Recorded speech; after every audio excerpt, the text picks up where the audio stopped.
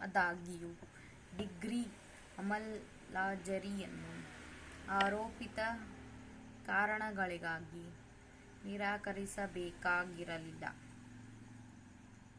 ನಷ್ಟವನ್ನು ಪಿಟಿಸಿಎಲ್ ಅಧಿನಿಯಮದ ಅಡಿಯಲ್ಲಿ ಸಕ್ಷಮ ಪ್ರಾಧಿಕಾರಿಯು ಮಾಡಬೇಕಾಗಿದೆಯೇ ಹೊರತು ಉಪನೋಂದಣಾಧಿಕಾರಿರವರಲ್ಲ ಎಂದು ಅವರು ನಿವೇದಿಸಿದ್ದಾರೆ.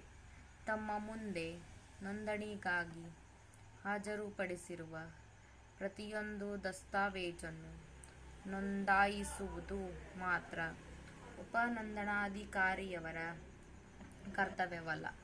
ಬದಲಿಗೆ ದಸ್ತಾವೇಜನ್ನು ನೋಂದಣಿ ಮಾಡಿಸುವ ತಮ್ಮ ಕಾರ್ಯವು ಯಾವುದೇ ಕಾನೂನು ಅಥವಾ ಮಾರ್ಗದರ್ಶನಗಳಿಗೆ ವಿರುದ್ಧವಾಗಿದ್ದಲ್ಲಿ ಆಗ ಅಂತಹ ದಸ್ತಾವೇಜುಗಳನ್ನು ನೋಂದಣಿ ಮಾಡಿಕೊಳ್ಳದೆ ಹಿಂತಿರುಗಿಸುವುದು ಸಹ ಅವರ ಕರ್ತವ್ಯವಾಗಿದೆ ಎಂದು ಮಾನ್ಯ ಎಚ್.ಸಿ.ಜೆ.ಪಿ.ರವರು ನಿವೇದಿಸಿಕೊಂಡಿದ್ದಾರೆ. ಸದರಿ ಅಂಶವನ್ನು ಈ ನ್ಯಾಯಾಲಯದ ಸಮನ್ವಯ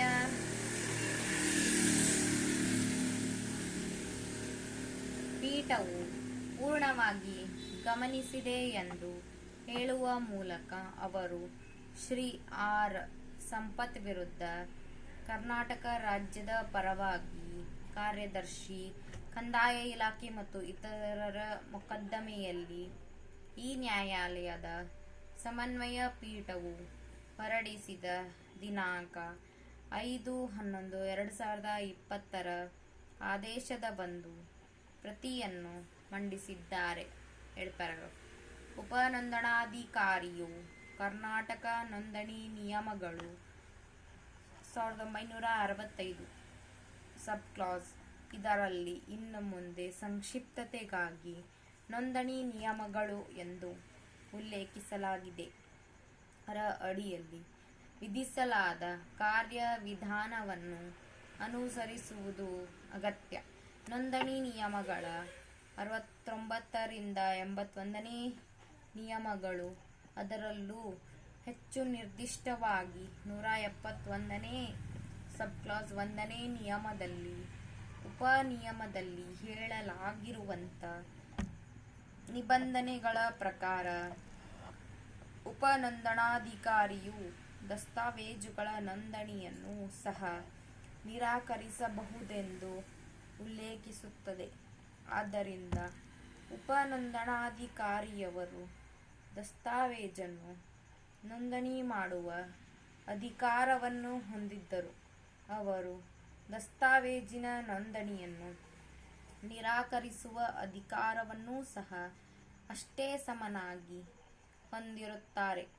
ಆದಾಗ್ಯೂ ಹಾಗೆ ನಿರಾಕರಿಸುವ ಅಧಿಕಾರವನ್ನು ಕರ್ನಾಟಕ ನೋಂದಣಿ ನಿಯಮ 1908 ಇದರಲ್ಲಿ ಇನ್ನು ಮುಂದೆ ಸಂಕ್ಷಿಪ್ತತೆಗಾಗಿ ನೋಂದಣಿ ಅಧಿನಿಯಮ ಎಂದು ಉಲ್ಲೇಖಿಸಲಾಗಿದೆ. ಹಾಗೆಯೇ ನೋಂದಣಿ ನಿಯಮಗಳ ಅಡಿಯಲ್ಲಿ ನಿಯಮಿಸಲಾದ ಮಾನದಂಡಗಳ ವ್ಯಾಪ್ತಿಯಲ್ಲಿಯೇ ಚಲಾಯಿಸಬಹುದು. ನೋಂದಣಿ ಅಧಿನಿಯಮದ 71ನೇ ಪ್ರಕರಣದಲ್ಲಿ ನೋಂದಣಿಯನ್ನು ನಿರಾಕರಿಸುವುದಕ್ಕೆ ಸಂಬಂಧಿಸಿದಂತೆ ಕಾರಣಗಳನ್ನು ದಾಖಲಿಸಬೇಕೆಂಬ ಉಲ್ಲೇಖಿಸಿದೆ. ಹಾಗೆಯೇ ನೋಂದಣಿ ನಿಯಮಗಳ 171ನೇ ನಿಯಮದಲ್ಲೂ ಸಹ ನೋಂದಣಿಯನ್ನು ನಿರಾಕರಿಸುವುದಕ್ಕಾಗಿ ಕಾರಣಗಳನ್ನು ಪುಸ್ತಕ ಸಂಖ್ಯೆ 2ರಲ್ಲಿ ದಾಖಲಿಸಬೇಕೆಂಬ ಉಲ್ಲೇಖಿಸಿದೆ. ನೋಂದಣಿ ಅಧಿನಿಯಮ 71ನೇ ಪ್ರಕರಣದ ಅಡಿಯಲ್ಲಿ ಬಂಧಿಸಲಾದಂತೆ ನೋಂದಣಿಯನ್ನು ನಿರಾಕರಿಸಿದಾಗ ನೋಂದಣಿ ಅಧಿನಿಯಮದ 72ನೇ ಪ್ರಕರಣದ ಅಡಿಯಲ್ಲಿ ಅಪೀಲನ್ನು ಸಲ್ಲಿಸಬಹುದು. ಸದರಿ ಉಪನೋಂದಣಾಧಿಕಾರಿಯು ಯಾರಿಗೆ ಅಧೀನನಾಗಿ ಕರ್ತವ್ಯ ನಿರ್ವಹಿಸುತ್ತಾನೋ ಅಂತಹ ನೋಂದಣಿಕಾರರಿಗೆ ಅಪೀಲು ಸಲ್ಲಿಸಬೇಕು. ಅಂಥ ಅಪೀಲನ್ನು ಆದೇಶದ ದಿನಾಂಕದಿಂದ 30 ದಿನಗಳೊಳಗೆ ಸಲ್ಲಿಸುವುದು ಅಗತ್ಯ. ಹೀಗಾಗಿ ಉಪನೋಂದಣಾಧಿಕಾರಿಯು ಪುಸ್ತಕ ಸಂಖ್ಯೆ 2ರಲ್ಲಿ ತಾನು ದಾಖಲಿಸಿದ ಕಾರಣಕ್ಕಾಗಿ ನೋಂದಣಿ ನಿಯಮಗಳ 171ನೇ ಅಧಿನಿಯಮದೊಂದಿಗೆ ಓದಲಾದ ನೋಂದಣಿ ಅಧಿನಿಯಮದ 71ನೇ ಪ್ರಕರಣದ ಪ್ರಕಾರ ನೋಂದಣಿಯನ್ನು ನಿರಾಕರಿಸಬಹುದು ಎಂಬುದು ಇಲ್ಲಿ ಸ್ಪಷ್ಟವಾಗಿರುತ್ತದೆ. ಆರ್. ಸಂಪತ್ ವಿರುದ್ಧ ಕರ್ನಾಟಕ ರಾಜ್ಯ ಕಾರ್ಯದರ್ಶಿ, ಕಂದಾಯ ಇಲಾಖೆ ಮತ್ತು ಇತರರು ಮೊಕದ್ದಮೆಯಲ್ಲಿ ಈ ನ್ಯಾಯಾಲಯದ ಸಮನ್ವಯ ಪೀಠವು ದಿನಾಂಕ 5/11/2020 ತನ್ನ ಆದೇಶದಲ್ಲಿ ಉಪನೋಂದಣಾಧಿಕಾರಿಯು ಮುಂದೆ ದಸ್ತಾವೇಜನ್ನು ನೋಂದಣಿಗಾಗಿ ಮಂಡಿಸಿದಾಗ ಅವನು ನಿರ್ವಹಿಸಬೇಕಾದ ಪಾತ್ರವೇನು ಎಂಬ ಬಗ್ಗೆ ಸವಿಸ್ತಾರವಾಗಿ ಚರ್ಚಿಸಿದ ತರುವಾಯ ನೋಂದಣಿಗಾಗಿ ಹಾಜರುಪಡಿಸಿದ ದಸ್ತಾವೇಜನ್ನು ನೋಂದಣಿ ಮಾಡಬೇಕಾದರೆ ಅದು ನೋಂದಣಿ ಅಧಿನಿಯಮ ಮತ್ತು ನೋಂದಣಿ ಅಧಿನಿಯಮಗಳ ಅಗತ್ಯತೆಗಳ ಅನುಸರಿಸಬೇಕೆಂದು ಅಭಿಪ್ರಾಯಪಟ್ಟಿದೆ. ಆ ದಸ್ತಾವೇಜು ಅಗತ್ಯಪಡಿಸಲಾದ ಈ ಎಲ್ಲ ಅಗತ್ಯತೆಗಳನ್ನು ಅನುಸರಿಸದಿದ್ದರೆ ತದನಂತರ ಉಪನೋಂದಣಾಧಿಕಾರಿಯು ಪುಸ್ತಕ ಸಂಖ್ಯೆ 2ರಲ್ಲಿ ದಾಖಲು ಮಾಡಬೇಕಾದ ಯುಕ್ತ ಕಾರಣದ ಆದೇಶದ ಮೂಲಕ ನೋಂದಣಿಯನ್ನು ನಿರಾಕರಿಸಬಹುದು. ಆದ್ದರಿಂದ ಕೇವಲ ಅಮಲಾಜರಿ ನ್ಯಾಯಾಲಯವು ಡಿಕ್ರಿಧಾರಕನ ಪರವಾಗಿ ಮಾರಾಟ ಪತ್ರದ ಅಮಲಾಜರಿಗಾಗಿ ಕೋರ್ಟ್ ಕಮಿಷನರ್ ರವರನ್ನು ನೇಮಕ ಮಾಡಲಾಗಿದೆ ಎಂದರೂ ಉಪನೋಂದಣಾಧಿಕಾರಿಯ ಪ್ರಕಾರ ದಸ್ತಾವೇಜಿನ ನೋಂದಣಿಗೆ ಸಂಬಂಧಿಸಿದಂತೆ ಹಲವಾರು ಅಗತ್ಯತೆಗಳನ್ನು ದಸ್ತಾವೇಜುಗಳ ಪಕ್ಷಕಾರರು ಅನುಸರಿಸಲಿಲ್ಲದಿದ್ದಾಗ್ಯೂ ಅವರು ಆ ದಸ್ತಾವೇಜನ್ನು ಬದಲಾಯಿಸದೆ ನೋಂದಣಿ ಮಾಡಿಸಬೇಕು ಎಂದು ಅರ್ಥವಲ್ಲ. 11th paragraph. ಪ್ರಸ್ತುತ ಮೊಕದ್ದಮೆಯಲ್ಲಿ ಡಿಕ್ರಿಧಾರಕನ ಪರವಾಗಿ ಮಾರಾಟ ಪತ್ರವನ್ನು ಬರೆದುಕೊಡುವುದಕ್ಕಾಗಿ ಡಿಕ್ರಿಯನ್ನು ಜಾರಿ ಮಾಡಲಾಯಿತು. ಪ್ರಾಸಂಗಿಕವಾಗಿ ಅಮಲಾಜರಿ ವ್ಯವಹರಣೆಯಲ್ಲಿ ನ್ಯಾಯಾಲಯವು ದಸ್ತಾವೇಜಿನ ಅಮಲಾಜರಿಗಾಗಿ ಕೋರ್ಟ್ ಕಮಿಷನರನ್ನು ನೇಮಕ ಮಾಡಿತು. ಹೀಗಾಗಿ ಡಿಕ್ರಿಯು ನಿರ್ದಿಷ್ಟ ದಸ್ತಾವೇಜಿನ ನೋಂದಣಿಗಾಗಿ ಕಡ್ಡಾಯವಾಗಿ ಅಥವಾ ಬದಲಾಯಿಸಲಾಗದಂತೆ ಉಪನೋಂದಣಾಧಿಕಾರಿಗೆ ನಿರ್ದೇಶನ ನೀಡಿರಲಿಲ್ಲ. ಆದಾಗ್ಯೂ ಕೋರ್ಟ್ ಕಮಿಷನರ್ ದಸ್ತಾವೇಜಿನ ನೋಂದಣಿಗೆ ಕೋರಿ ಉಪನೋಂದಣಾಧಿಕಾರಿಯವರನ್ನು ಸಂಪರ್ಕಿಸಿದಾಗ ಖಾನಾಪುರದ ಉಪನೋಂದಣಾಧಿಕಾರಿಯು ನೋಂದಣಿಗಾಗಿ ಸಲ್ಲಿಸುವ ದಾಖಲೆಯ ಜೊತೆಗೆ PTCL ಅಧಿನಿಯಮದ ಅಡಿಯಲ್ಲಿ ಸಕ್ಷಮ ಪ್ರಾಧಿಕಾರಿಯು ನೀಡಿದ ನಿರಾಕ್ಷೇಪಣಾ ಪತ್ರವನ್ನು ಅಥವಾ ಅನುಮತಿ ಪತ್ರವನ್ನು ಸಲ್ಲಿಸಬೇಕೆಂದು ಹೇಳಿ ಪಕ್ಷಕಾರರಿಗೆ ಹಿಂಬರಹವನ್ನು ನೀಡಿದ್ದಾರೆ. ಹೀಗಾಗಿ ಅವರು ಅದರ ನೋಂದಣಿಗಾಗಿ ಸಲ್ಲಿಸಿದ ದಸ್ತಾವೇಜನ್ನು ಸಾರಾಸಗಟಾಗಿ ತಿರಸ್ಕರಿಸದಿದ್ದರೂ ಅದರ ಅನುಪಾಲನೆಗಾಗಿ ಕಚೇರಿ ಆಕ್ಷೇಪಣೆಯ ನಮೂನೆಯಲ್ಲಿ ಹಿಂಬರಹದೊಂದಿಗೆ ದಸ್ತಾವೇಜನ್ನು ಹಿಂದಿರುಗಿಸಿದ್ದಾರೆ. ಒಮ್ಮೆ ಸದರಿ ಆಕ್ಷೇಪಣೆಯನ್ನು ಪಾಲಿಸಿದರೆ ಉಪನೋಂದಣಾಧಿಕಾರಿಯು ದಸ್ತಾವೇಜನ್ನು ನೋಂದಾಯಿಸಲು ಮುಂದುವರೆಯುತ್ತಾರೆ.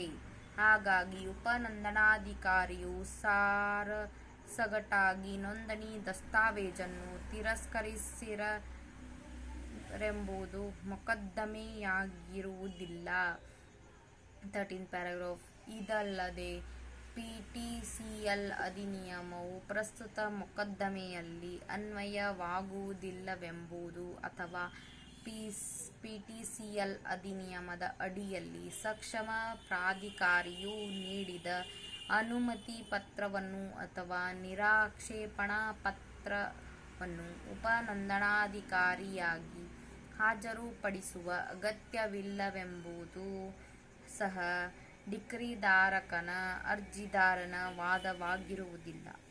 ಈ ವಿಷಯಕ್ಕೆ ಸಂಬಂಧಿಸಿದಂತೆ ಪಿಟಿಸಿಎಲ್ ಅಧಿನಿಯಮದ 6ನೇ ಪ್ರಕರಣವನ್ನು ಉಲ್ಲೇಖ ಮಾಡಬಹುದಾಗಿದ್ದು ಅದನ್ನು ಈ ಮುಂದಿನಂತೆ ಓದಲಾಗಿದೆ. ಸಬ್‌ಪ್ಯಾರಾಗ್ರಾಫ್ ಮಂಜೂರಾದ ಭೂಮಿಗಳ ವರ್ಗಾವಣೆಯ ನೋಂದಣಿಗೆ ನಿಷೇಧ. ನೋಂದಣಿ ಅಧಿನಿಯಮ 1908ರಲ್ಲಿ ಏನೇ ಇದ್ದರೂ ಈ ಅಧಿನಿಯಮವು ಪ್ರಾರಂಭವಾದಂದು ಅಥವಾ ಅನಂತರ ನೋಂದಣಿ ಅಧಿಕಾರಿಗೆ ಒಪ್ಪಿಸಿದ ಮಂಜೂರು ಭೂಮಿಗಳ ಪಟ್ಟಿಯಲ್ಲಿ ಸೇರಿಸಲಾದ ಯಾವುದೇ ಮಂಜೂರಾದ ಭೂಮಿಯ ವರ್ಗಾವಣೆಗೆ ಅಥವಾ ಅದರಲ್ಲಿ ಯಾವುದೇ ಹಿತಾಸಕ್ತಿಯನ್ನು ಸೃಜಿಸುವುದಕ್ಕೆ ಸಂಬಂಧಿಸಿದ ಯಾವುದೇ ದಸ್ತಾವೇಜನ್ನು ಅಂಥ ವರ್ಗಾವಣೆಯು ಈ ಅಧಿನಿಯಮಕ್ಕೆ ಅಂಥ ಭೂಮಿಯ ಮಂಜೂರಾತಿಯ ನಿಬಂಧನೆಗಳಿಗೆ ಅಥವಾ ಅಂಥ ಮಂಜೂರಾತಿಗೆ ಅವಕಾಶವನ್ನು ಕಲ್ಪಿಸುವ ಕಾನೂನಿಗೆ ಅನುಸಾರವಾಗಿ ಇದ್ದ ಹೊರತು ಯಾವ ನೋಂದಣಿ ಅಧಿಕಾರಿಯೂ ನೋಂದಣಿಗಾಗಿ ಸ್ವೀಕರಿಸತಕ್ಕದ್ದಲ್ಲ. ಮೇಲಿನ ಪ್ರಕರಣವನ್ನು ಓದಿದಾಗ ನೋಂದಣಿ ಅಧಿಕಾರಿಯು ಒಪ್ಪಿಸಿದ ಮಂಜೂರಾದ ಭೂಮಿಗಳ ಪಟ್ಟಿಯಲ್ಲಿ ಸೇರಿಸಲಾದ ಯಾವುದೇ ಮಂಜೂರಾದ ಭೂಮಿಯ ವರ್ಗಾವಣೆಗೆ ಅಥವಾ ಅದರಲ್ಲಿ ಯಾವುದೇ ಹಿತಾಸಕ್ತಿಯನ್ನು ಸೃಜಿಸುವುದಕ್ಕೆ ಸಂಬಂಧಿಸಿದ ಯಾವುದೇ ದಸ್ತಾವೇಜನ್ನು ಅಂಥ ವರ್ಗಾವಣೆಯು ಈ ಪಿಟಿಸಿಎಲ್ ಅಧಿನಿಯಮಕ್ಕೆ ಸದರಿ ಭೂಮಿಯ ಮಂಜೂರಾತಿಯ ನಿಬಂಧನೆಗಳಿಗೆ ಅಥವಾ ಅಂಥ ಮಂಜೂರಾತಿಗೆ ಅವಕಾಶವನ್ನು ಕಲ್ಪಿಸುವ ಕಾನೂನಿಗೆ ಅನುಸಾರವಾಗಿ ಇದ್ದ ಹೊರತು ಯಾವ ನೋಂದಣಿ ಅಧಿಕಾರಿಯೂ ನೋಂದಣಿಗಾಗಿ ಸ್ವೀಕರಿಸತಕ್ಕದ್ದಲ್ಲವೆಂದು ಈ ಪ್ರಕರಣವು ಉಲ್ಲೇಖಿಸುತ್ತದೆ ಎಂದು ಸ್ಪಷ್ಟವಾಗುತ್ತದೆ.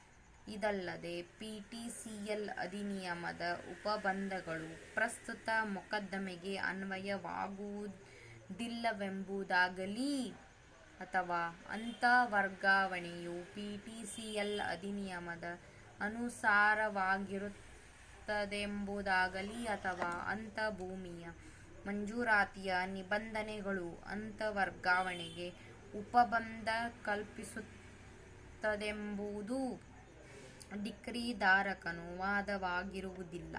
ಅಲ್ಲದೆ ಕಾನೂನಿಗೆ ತಿಳಿದಿರುವ ಪ್ರಕ್ರಿಯೆಯಲ್ಲಿ ಉಪನೋಂದಣಾಧಿಕಾರಿಯು ಕಾರ್ಯವನ್ನು ನಿರ್ದಿಷ್ಟವಾಗಿ ಪಿಟಿಸಿಎಲ್ ಅಧಿನಿಯಮದ ಅಡಿಯಲ್ಲಿ ಸಕ್ಷಮ ಪ್ರಾಧಿಕಾರಿಯು ಹೊರಡಿಸಿದ ಅನುಮತಿ ಪತ್ರಕ್ಕಾಗಿ ಅಥವಾ ನಿರಪೇಕ್ಷಣಾ ಪತ್ರಕ್ಕಾಗಿ ಕೋರಿರುವ ಕಾರ್ಯವನ್ನು ಪ್ರಶ್ನಿಸುವುದು ಸಹ ಪ್ರಸ್ತುತ ಅರ್ಜಿಯ ವ್ಯಾಪ್ತಿಯಲ್ಲ.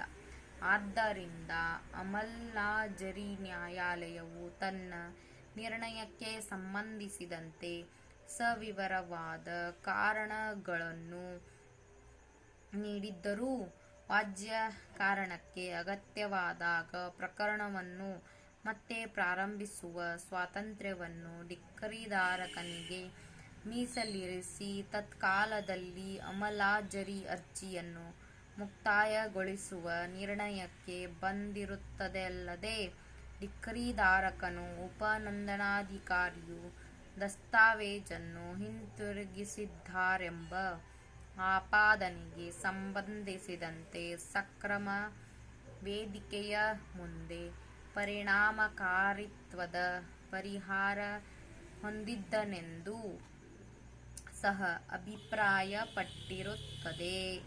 ಅಮಲಾಜರಿ ಆದೇಶದಲ್ಲಿ ಈ ನ್ಯಾಯಾಲಯವು ಹಸ್ತಕ್ಷೇಪ ಮಾಡುವಂತಹ ಯಾವುದೇ ಕ್ರಮದೋಷತೆಯಾಗಲಿ ಅಂಗೀಕೃತವಲ್ಲದ ವಿಷಯವಾಗಲಿ ನನಗೆ ಕಂಡುಬರುವುದಿಲ್ಲ. ತದನುಸಾರವಾಗಿ ನಾನು ಈ ಮುಂದಿನ ಆದೇಶವನ್ನು ಹೊರಡಿಸುತ್ತೇನೆ. ಈ ಸಿವಿಲ್ ಪುನರೀಕ್ಷಣಾ ಅರ್ಜಿಯನ್ನು ವಜಾಗೊಳಿಸಲಾಗಿರುತ್ತದೆ.